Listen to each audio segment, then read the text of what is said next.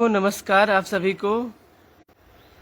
को पुनः बारंबार नमस्कार। और आज जो ये हमारे लिए एक बहुत इम्पोर्टेंट घड़ी हमारे लिए समय का भी है। और ये है कि हमारे साथ अतिथि हैं जो कि श्री रितेश कुमार, जो कि बहुत ही बेहतरीन योग आचार्य भी हैं और योग सिखाते हैं अपने आसपास के गांव में। उनका घर सीतामढ़ी है और उन्होंने पतंजलि से बहुत अपनी इस शिक्षा में दिव्यता प्राप्त की है।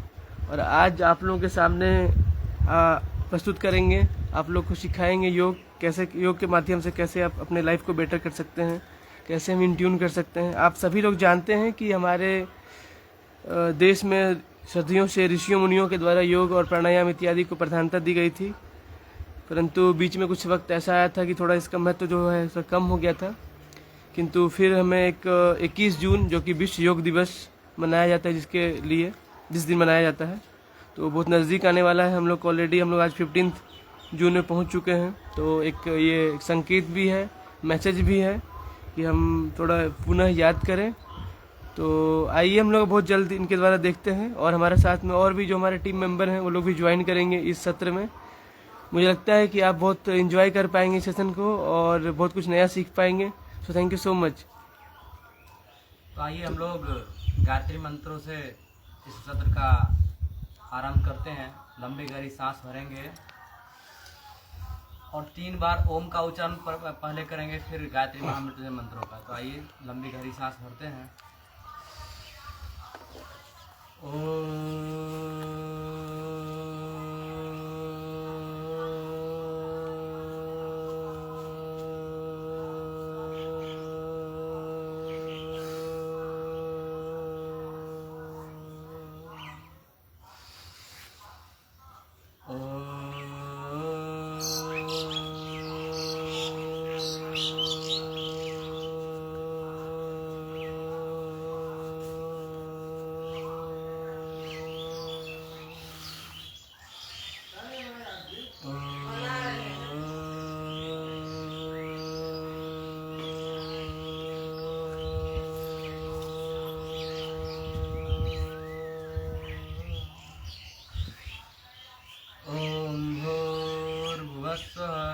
तत्सवितुर्वरेण्यं भर्गो देवस्य धीमहि धियो यो नः प्रचोदयात्।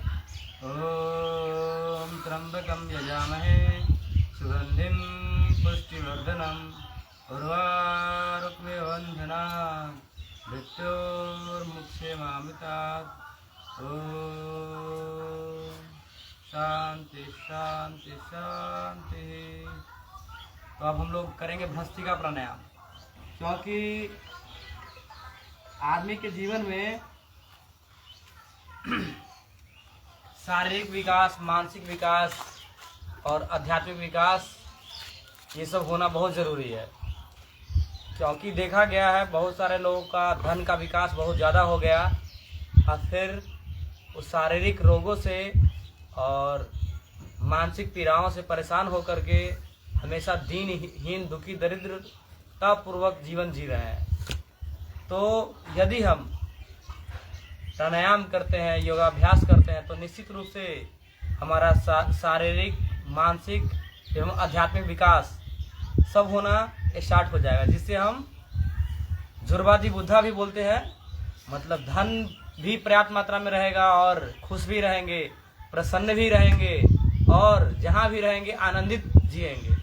तो आइए इस जीवन को जीने के लिए अपने लिए कम से कम प्रतिदिन संकल्प लेना है, 1 घंटे का योगाभ्यास करना है। तो सबसे पहले हम प्राणायाम करते हैं। जो रोगी हैं, लाचार हैं, बेड पे परेशान रहते हैं, गैस बनता है, कब्जियत और अलग अलग बीमारियों का जो जड़ है, मोटापा, वो बढ़ने लगता है।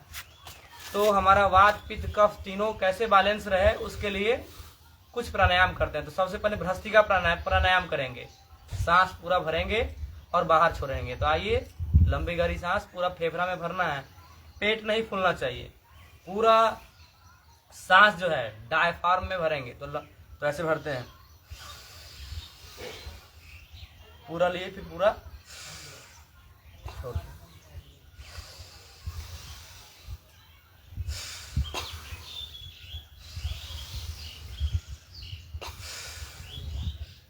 जब हम सांस लेते हैं और छोड़ते हैं तो आवाज निकलना चाहिए। तो ऐसे कम से कम 1 से 2 मिनट 5 मिनट करना है। तो आइए करिए ऐसे।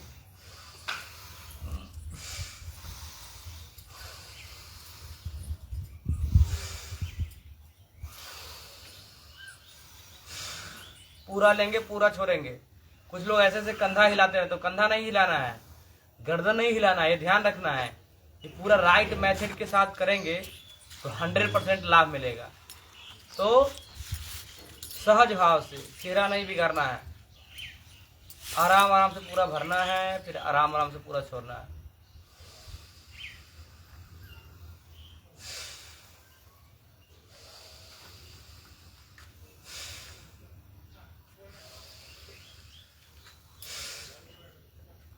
सांस भरना और छोड़ना मीन्स भ्रस्तिका।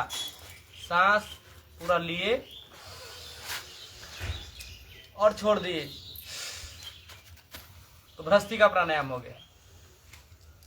और बैठने की स्थिति, जैसे सामान्य लोग हैं तो जो स्वस्थ है सुखासन में बैठ सकते हैं, जो बीमार है लाचार है वो कुर्सी पे बैठ जाते हैं। तो इस प्रकार से इसका ध्यान रखना है और करना है। तो करिए भ्रस्तिका।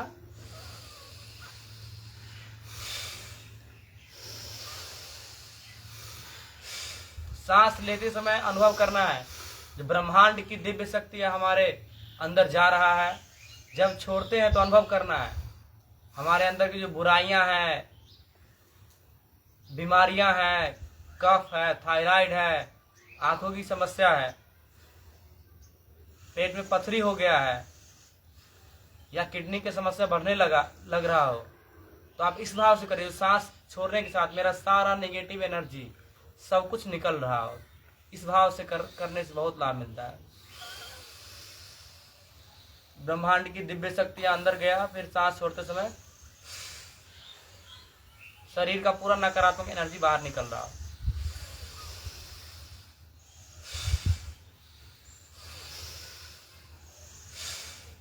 ऐसे अब चलिए करते हैं सेकंड प्राणायाम।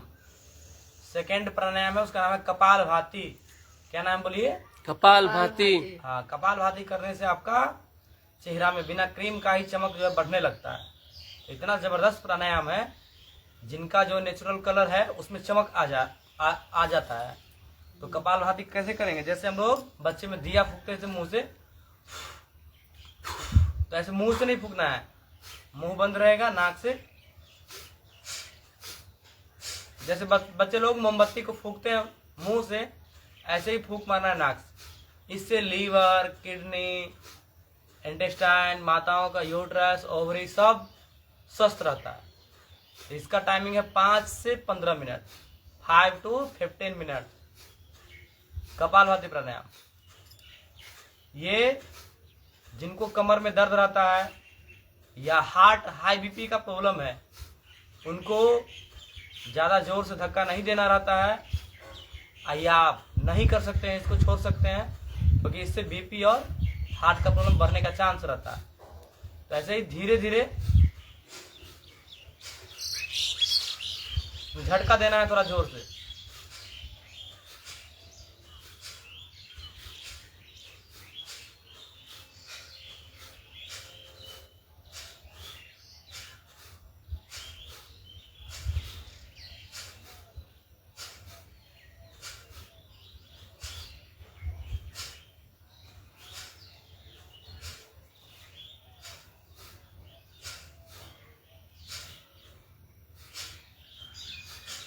सीधे बैठना है, मेरुदंड सीधा करिए, गर्दन सीधी।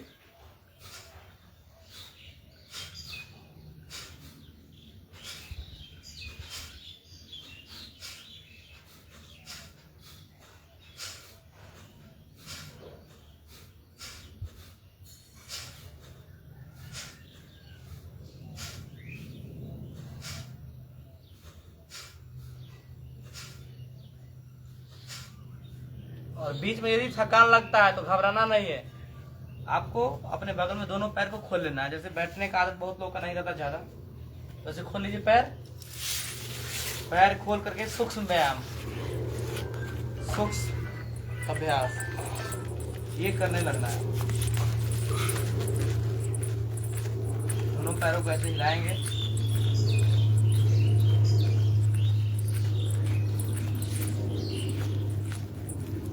फिर दोनों पैर की अंगुलियों को ऐसे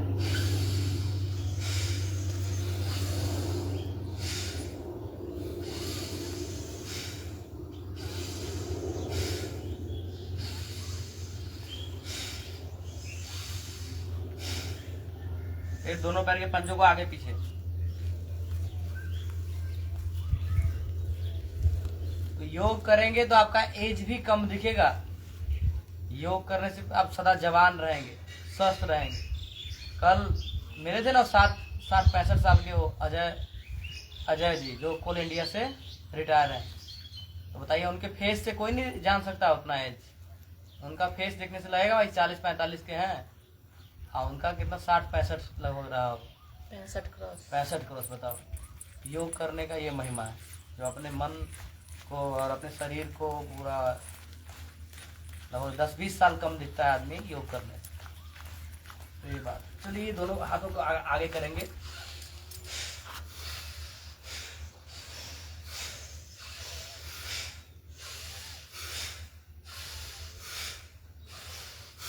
ये सूक्ष्म अभ्यास करने से योग में जब भी आप किसी भी अभ्यास को करने में थकान लगे तो बीच में आप शुरू कर सकते हैं। इसको सूक्ष्म व्यायाम भी बोलते हैं, अंग्रेजी में लाइट एक्सरसाइज भी बोलते हैं।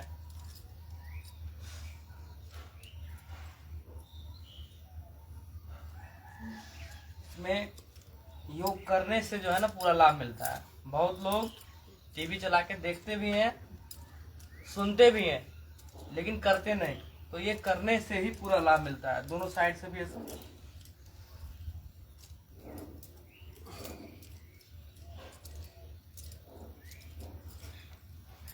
फिर दोनों हाथ कंधों के ऊपर रखेंगे, आगे से मिलाना।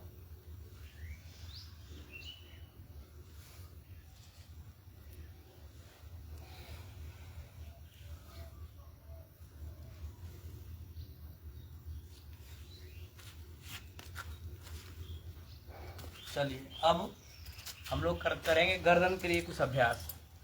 चलिए, इसके बाद प्राणायाम कर लेते हैं, उसके बाद गर्दन वाला करवाते हैं। अब नेक्स्ट प्राणायाम है, उसका नाम है बाह्य प्राणायाम।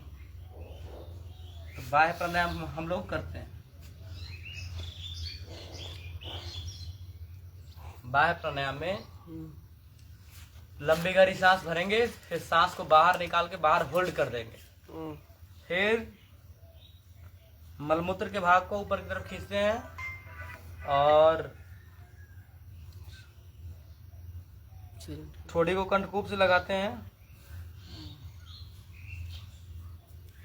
और पेट को खींच के पीठ से लगाते हैं।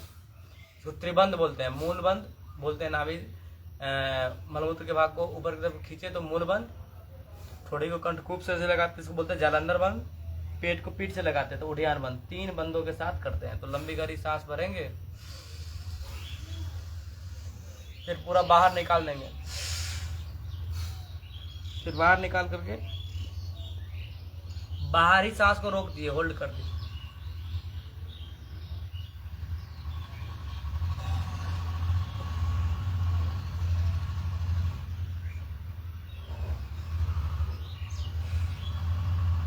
फिर गर्दन उठा के सांस ले लेंगे। 3 से 5 बार करना चाहिए, अपनी शक्ति को जगाने के लिए, ऊर्ध्वरेता बनने के लिए। घात आदि का समस्या होता है शरीर में, उसको ठीक करने के लिए। फिर से सांस भरिए, पूरा लिए, फिर पूरा निकाल दिए। फिर से करते हैं। पेट को खींच के पीठ से लगाया, मलमूत्र के भाग को ऊपर की तरफ खींचे,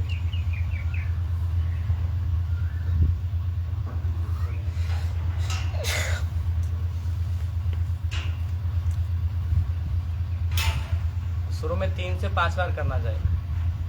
और जिनको ओजस्वी बनना है 5 से 21 बार भी कर सकते हैं, 7 से 21 बार। भाई एक बार और करिए।